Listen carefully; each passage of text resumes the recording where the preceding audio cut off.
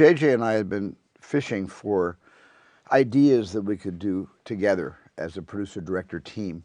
And we had just spent, I don't know, maybe the better part of a year just in our friendship, talking about the kind of films we love to see and the kind of films we'd love to make someday, and which of those films had a kind of mutual appeal.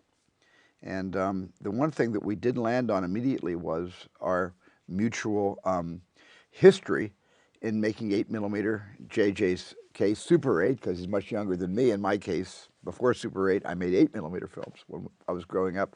And we had a very, very similar background. I was telling him about all the adventures I had as a kid making little movies with the neighborhood, my neighborhood friends, and he had the same experience. And so we thought, wouldn't it be cool to make a movie about, in the 70s, you know, set in period times, about young people making movies, you know, 14-year-olds making 8mm movies. And that's how it all started.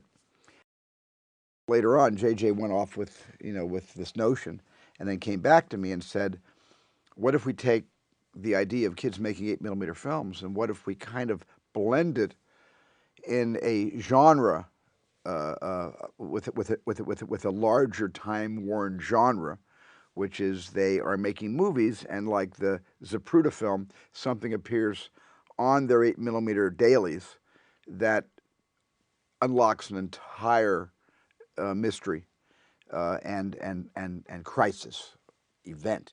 We weren't quite sure how sci-fi the event was going to be when JJ first started pitching this idea to me, but it sounded really intriguing. It wasn't just going to be, you know, a movie about, you know, the kind of 70s, movie making culture, but it was going to be what that leads to.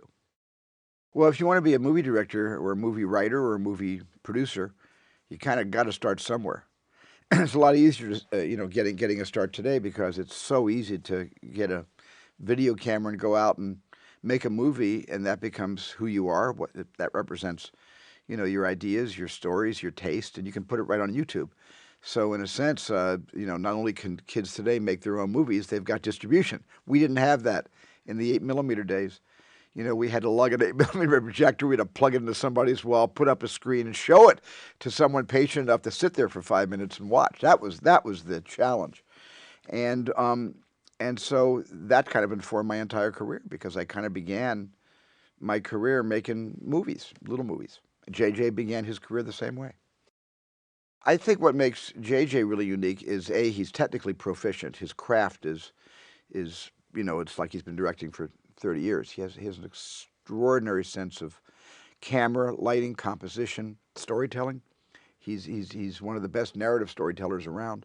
He's cut his teeth in television and been very successful with, you know, Alias and Lost and Fringe.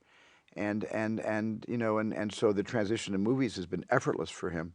He won't tell you that. He'll say it was really hard making the transition, but it just appears to me to have been a natural. I started in TV too, so we have that in common. He really bridges the generations between, JJ has a tremendous nostalgia for the old movies, the way movies used to be, the way sometimes they are now, and also what what kids are talking about and thinking about today.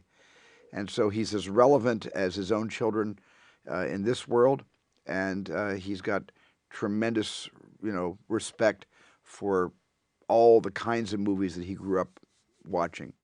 JJ, with Super 8, made a movie that's both uniquely very new and also traditionally very old-fashioned. You know, he's got the sci-fi genre blended with this amazing dynamic of these kids and the way they talk and the way they behave toward one another, which is just the way kids have always been. And that's, I think, one of the unique qualities about JJ. He can write for kids. You know, he's not so far removed from his own, sort of memory hits and experiences growing up. And he made a movie that's at once relevant to today, even though it takes place in the 70s, and also that is extremely traditional.